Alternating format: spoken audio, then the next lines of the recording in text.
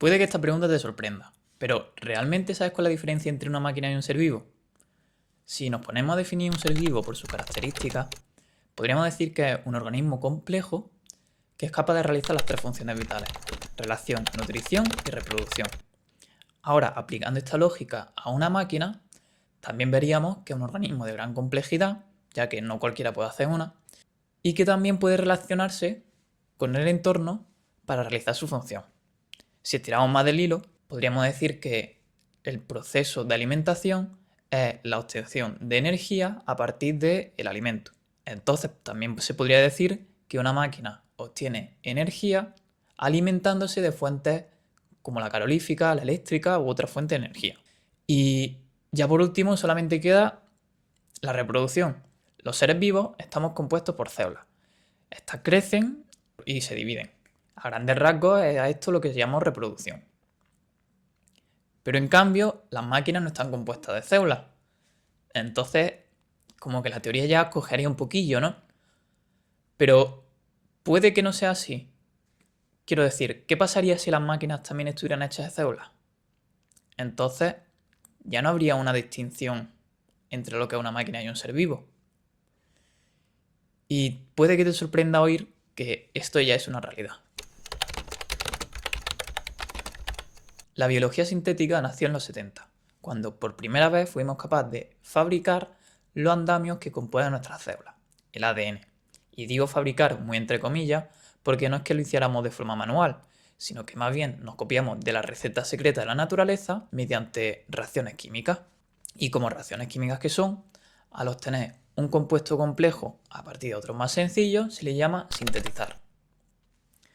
Total, este logro supuso un antes y un después en las ciencias biológicas modernas, ya que desde el inicio el estudio de la biología se ha basado en encontrar un organismo que poder estudiar y de este realizar ciertos experimentos y con ello aprender. Pero este descubrimiento dio la posibilidad a dejar de buscar organismos que investigar a crearlos.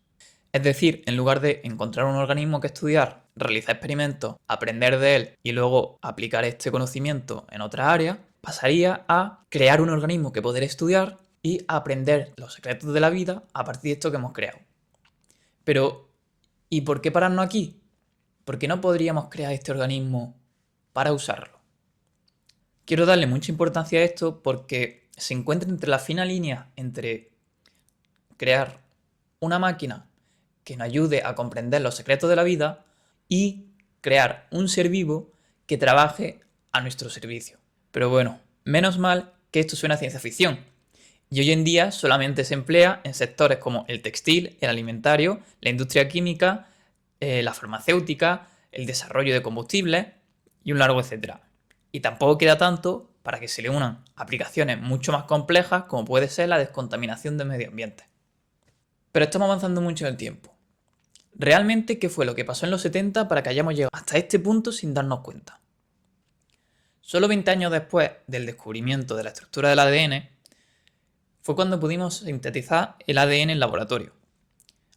Sin embargo, esta molécula estaba todavía a años luz de tener el tamaño que tiene una molécula de ADN de un ser vivo.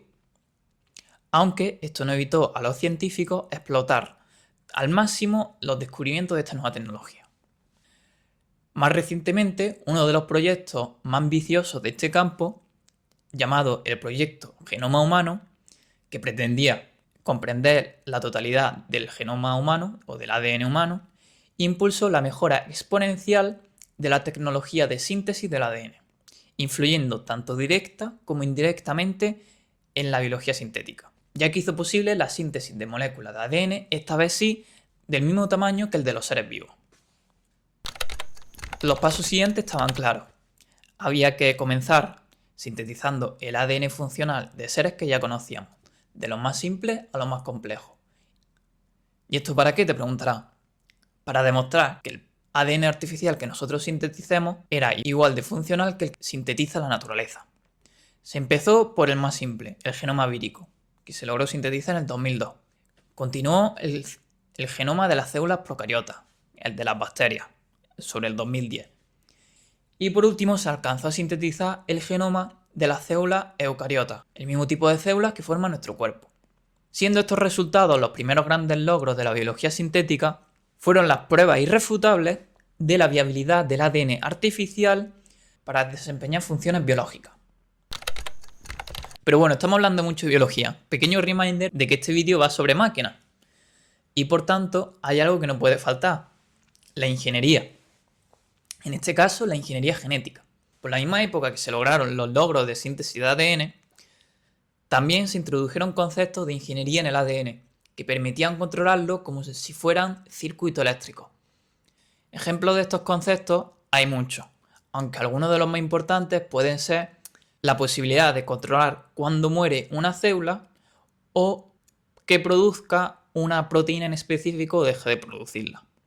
La verdad que estos ejemplos específicos darían mucho miedo de decir, porque podría parecer que se podrían aplicar a nuestras células, pero por suerte para los seres vivos en general, somos expertos en algo que impide a la ingeniería lograr algo esencial para tener éxito, ya que uno de los principales objetivos de la ingeniería es estandarizar estas técnicas a todos los organismos, porque si no lo puedes estandarizar, significaría algo así como que se escapa de tu control.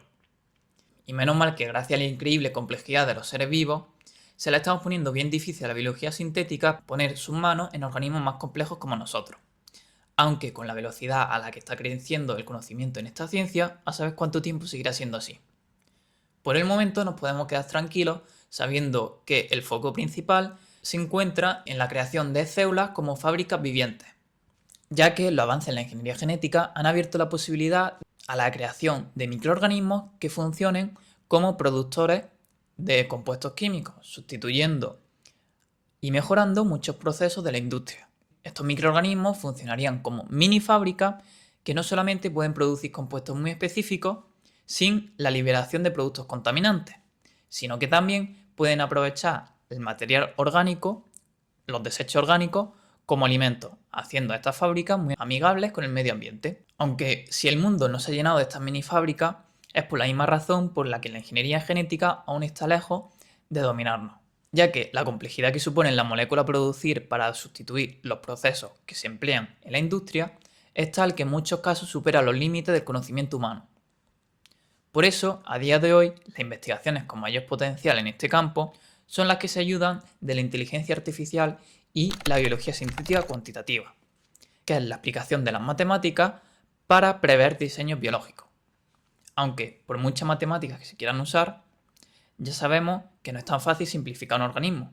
Y esto no tiene nada de malo, simplemente significa que hay un gran espacio para el descubrimiento.